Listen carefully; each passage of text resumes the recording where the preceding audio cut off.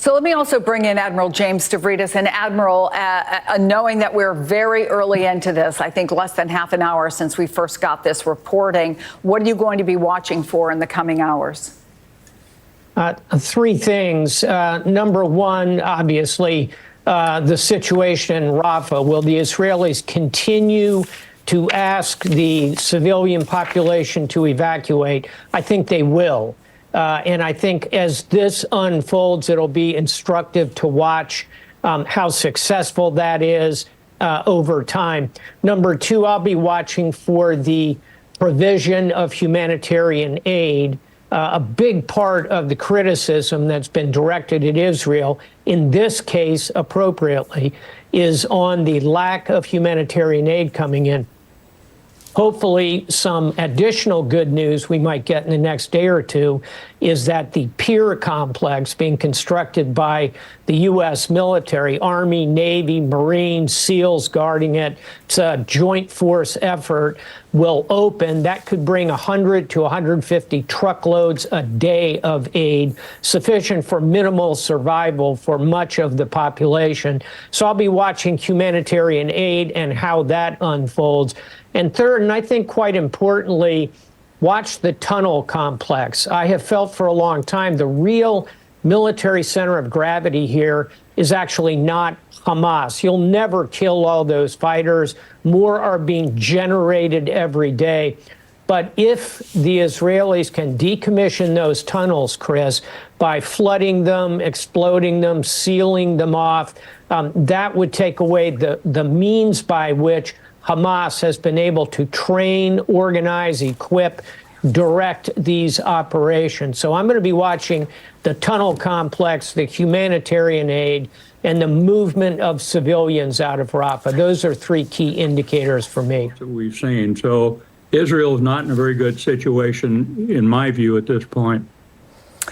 So, Admiral Stavridis, I want to go back to something you and I talked about in the early days of this, following October 7th, when I think at least 1,200 Israelis and other foreigners were killed in the worst attack on Israel since its founding in 1948. And that is the pledge by Benjamin Netanyahu that he wanted to make sure there would never be another October 7th. And as the general just rightly pointed out, for so many Israelis, that is the ultimate goal here. And yet, to go back to those early conversations, is that possible, at least in terms of getting rid of Hamas, making sure Hamas is dismantled forever?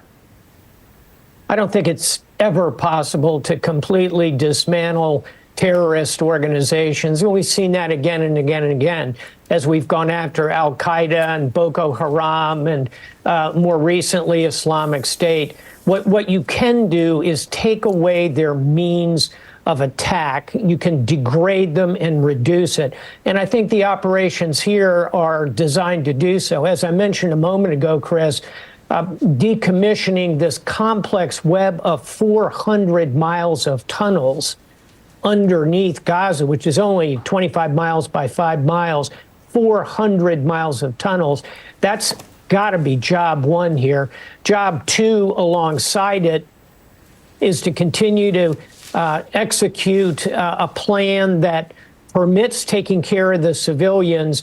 But even as you are conducting the warfighting that General McCaffrey spoke about just a moment ago, that is going to continue once the ceasefire is over. And Raf correctly pointed out, we don't know what is in this agreement yet that Israel might disagree with.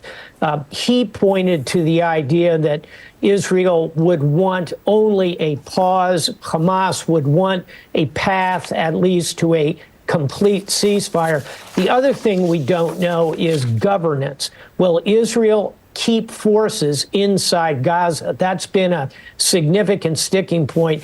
I think over time, you're going to see the Israelis want some presence in Gaza, but they will probably go after some combination of Arab League peacekeepers, maybe some UN peacekeepers, maybe sprinkle some Palestinian Authority over that. They'll want to continue to be deeply involved. All of that is in the to be determined category. Final thought, back where we started a moment ago, It's these civilians who are desperately in need who will most benefit from even a temporary ceasefire. For that reason, we all ought to be hoping and cheering if we get even a 40-day pause in the fighting. It's important. We have gotten a statement from Liz Naftali, who is the aunt of Abigail Edan, now 4 years old. She was held hostage and released. You may remember that she met with President Biden, and there's a picture of him holding her. But in spite of the fact that Hamas has accepted the ceasefire proposal, or at least the head of the political wing has, we are still waiting to hear from Israel. Andrea Mitchell, Admiral Stavridis, thank you. We'll be right back.